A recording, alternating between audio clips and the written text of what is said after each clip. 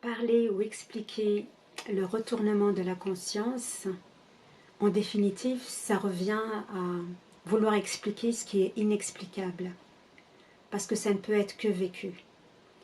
Comment dire que quelque chose qui était porté vers l'extérieur, cette attention vers l'extérieur, revient à l'intérieur, un intérieur qui est vide. Et la difficulté, bien souvent, c'est de ne pas se reconnaître en tant que ce vide, cette vacuité. Et ce vide, c'est aussi ce plein. Ça se reconnaît. En fait, c'est un connu qui se reconnaît, comme si ça avait été oublié, mais pas perdu. Et ça peut être vécu par, soit par la grâce, soit par une expérience, on va dire, progressive. C'est la conscience, en fait, qui progressivement va réaliser qui elle est. Elle sait qui elle est, mais on va dire qu'elle se perd dans une forme illusoire pour revenir vers elle-même, en fait. Et elle passe par des étapes. La grâce, quand elle est ponctuelle, c'est ce qu'on appelle des expériences directes, en fait. On fait la réalisation temporaire de l'irréalité du moi, et que nous sommes la totalité. Et puis après, on se réidentifie au moi et aux affres de l'identification. Soit c'est une grâce radicale, c'est-à-dire qu'immédiatement on est installé dans qui nous sommes, la reconnaissance est totale. Mais là, il peut y avoir une difficulté en fait à aider quelqu'un qui peut-être traverse des moments d'abandon en fait.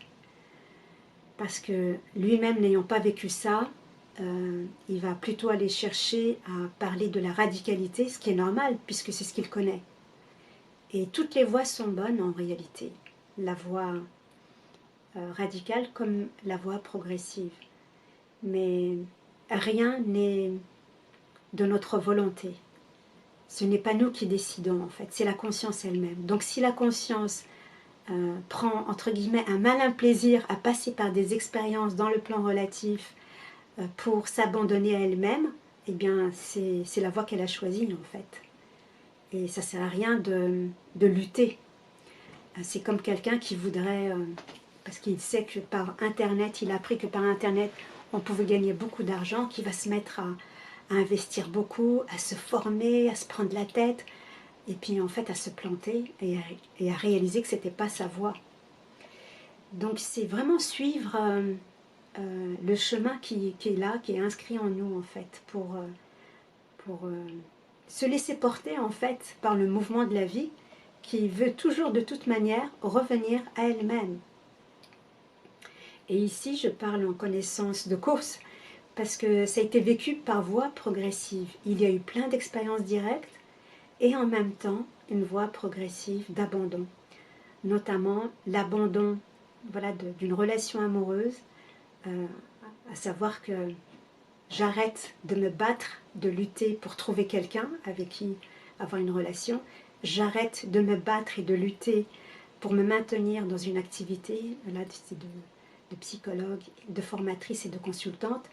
J'arrête de me battre, là c'était plutôt psychologique, par rapport à un appartement, à me maintenir dans un appartement, dans un logement. En fait, quand ces trois abandons ont eu lieu, c'est comme si quelque part la conscience, en fait, à chaque fois, elle ramenait ses petits à elle-même, en fait. Donc ça veut dire expérimenter la peur. Parce que quand on est identifié au petit moi, il y a l'idée de je gère mon activité, je gère les objets du monde, c'est moi qui suis à la tête, c'est moi qui pilote. Et il y a tous les attachements qui sont ici, et l'idée que c'est moi qui suis aux commandes. Donc il y a ma volonté personnelle. Donc on fait l'expérience en fait de toutes ces peurs, tristesse et colère. Mais en fait petit à petit, en tout cas ici, j'ai apprivoisé la peur, la tristesse et la colère. C'était plus des ennemis, toutes ces choses-là devenaient, à force de les fréquenter, des amis, des visiteurs en fait. Et en fait, je réalisais qu'à chaque fois, il y avait un super cadeau derrière. Le premier, en l'occurrence, c'est découvrir que voilà, je cherchais l'amour auprès d'un homme, et en fait, je découvre que je suis l'amour lui-même, et ainsi de suite. Je cherchais un travail, et en fait, je découvre que je suis le monde merveilleux. Et l'appartement, je n'ai pas à me sentir en sécurité dans un appartement, parce que je suis l'espace dans lequel tout a lieu, en fait. La sécurité n'est ni dans une relation amoureuse, ni dans un travail ou de l'argent, ni dans un appartement. La sécurité se trouve en moi en tant que conscience pure. Donc si c'est une voie progressive qui est là, eh bien, en quelque sorte, tu réalises que la conscience fait l'expérience d'elle-même à travers cette forme illusoire d'attachement et de peur et de tristesse et de colère. Comme si elle se réapproprie les choses, tu vois, c'est-à-dire qu'elle elle se voit être collée aux objets, elle se voit à souffrir, à avoir peur de quitter les objets. Ah là là, je suis attachée à un appartement, ah je quitte, voilà, je risque de perdre mon appartement et de me retrouver dehors. Il y a une peur qui, tu vois, qui saisit, tu vois. Et en fait, si tu te laisses faire par ça, donc ça demande, oui, du courage. Si tu te laisses traverser par ça, eh bien c'est là où tu réalises que en fait, tu ne perds rien, parce que tu n'es même pas là-dedans en fait. Tu n'appartiens pas à ce monde, en réalité. C'est toi qui contiens tout ça. Et en même temps, tu es toute chose. Donc c'est, tu vois, la voie progressive, ce que je trouve incroyable, c'est de voir comment la conscience, elle gère elle-même les éléments, en fait. Elle est à la fois le problème et à la fois le remède. Donc pour le petit moi, par exemple perdre un travail, ne plus avoir d'argent, perdre un logement, etc. Lui, il est dans justement perdre, manquer, tu vois, ou gagner. Donc il est dans des calculs, il fait des stratégies. Et quand on abandonne ça, on peut traverser la peur, notamment la tristesse. En fait, c'est faire l'expérience de laisser aller, de se donner à l'amour. En fait, c'est comme si, un peu comme quelqu'un, tu vois, par amour pour une autre personne, qu'est-ce qu'il pourrait faire, tu vois, le don de soi, en fait. Et je trouve que c'est très très beau, dans cette voie progressive, de voir l'amour que tu as pour la conscience, pour le divin. C'est vraiment très beau. Cet amour-là qui... tu es prêt à donner quoi pour ça, tu vois, pour... est-ce que tu es prêt à donner ton enfant? Est-ce que tu es prêt à donner ton couple? Est-ce que tu es prêt à donner ton compte en banque pour découvrir qui tu es? Et c'est de ça dont souvent les cheminants souffrent, parce que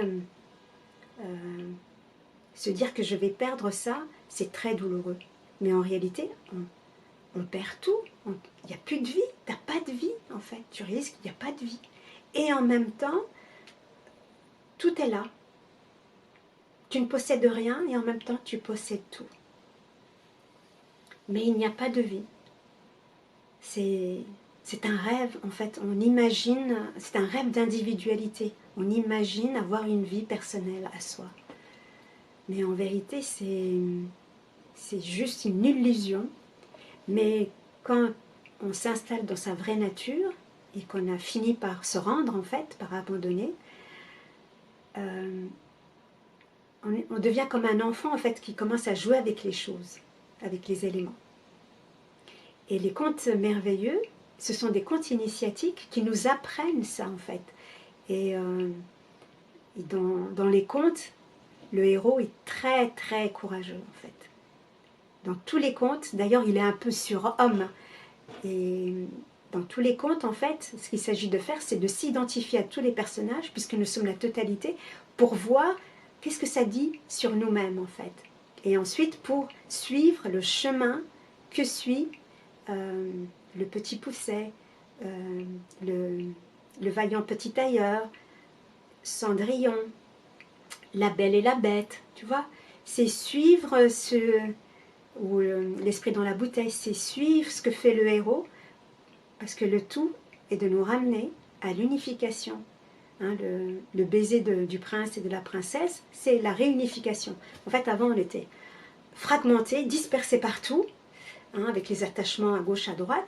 Puis là, d'un seul coup, tout revient, en fait, au centre, qui n'est pas un centre, en fait, au vide, à la vacuité. Pour ensuite, à partir de là, s'élancer, voir que la vie s'élance, en fait. Il y a un flux, il y a une énergie fraîche, et là, on rentre dans l'inconnu. Il n'y a plus que l'inconnu, en fait. Et dans cet inconnu, la pure connaissance est là. On est instruit, en fait, de manière directe, par cette connaissance ultime de l'absolu. Ce n'est plus le monde qui nous enseigne les choses. Ce n'est plus les lois du monde qui règnent, mais c'est les lois célestes, en fait, c'est les lois du divin. Ce que j'appelle cette connaissance pure. Et dans une forme de légèreté, découvrir qu'est-ce que c'est que cela que nous sommes dans la manifestation. De quoi elle est capable, en fait.